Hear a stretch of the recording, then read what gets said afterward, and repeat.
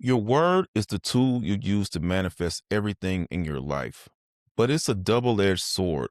One edge creates the most beautiful dream, and the other edge creates a living hell. Now, let's look at the specific phrase, impeccable.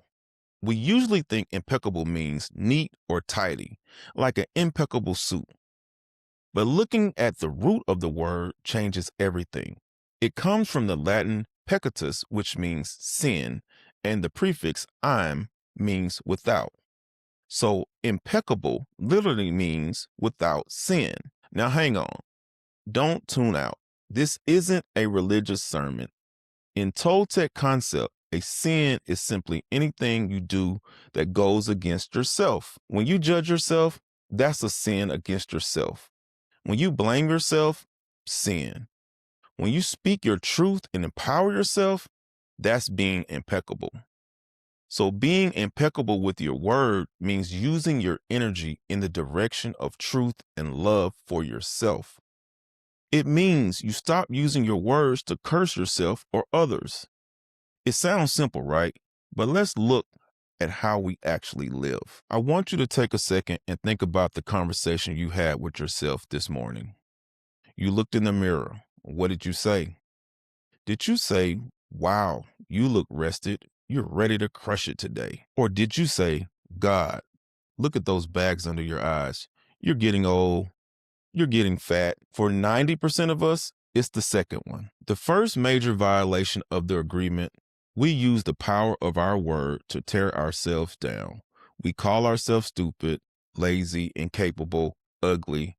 Ruiz calls this black magic. We're casting spells on ourselves all day long. I remember a client I worked with. Let's call him Mark. Mark was brilliant, a great architect, but every time he made a tiny error, he would mutter, "I'm such an idiot."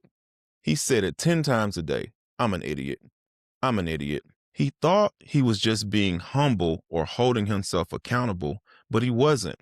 He was reinforcing a neutral pathway. He was agreeing with the idea that he was incompetent. And guess what? He started missing deadlines. He started doubting his designs. His reality began to match his word. To be impeccable means to stop rejecting yourself. Here's a challenge for you. Imagine your word is a literal paintbrush.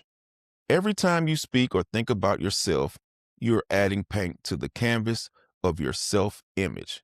If you paint with gray, black, and sludge every day, you cannot expect a bright, vibrant masterpiece. If you catch yourself saying, "I can't do this," stop. That's not impeccable.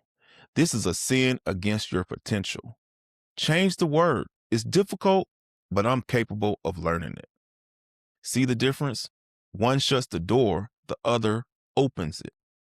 It's integrity. Now, where does the negative self-talk even come from? We aren't born calling ourselves idiots. That voice is not yours.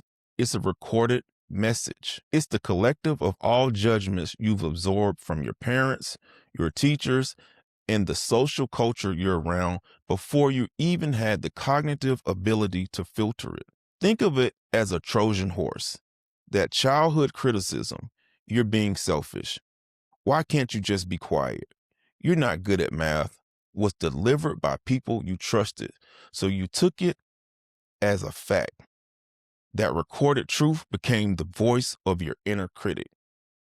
And every time you repeat it, "I'm such an idiot," you're simply hitting play on an old, corrupted tape. Impeccability is the act of deleting that tape. It's the conscious choice to say, "The agreement I made with that limiting belief is now void."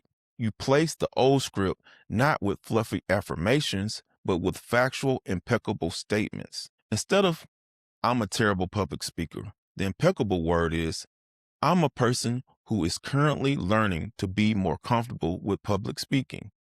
It's an honest, sinless statement that directs your energy toward growth, not self-destruction.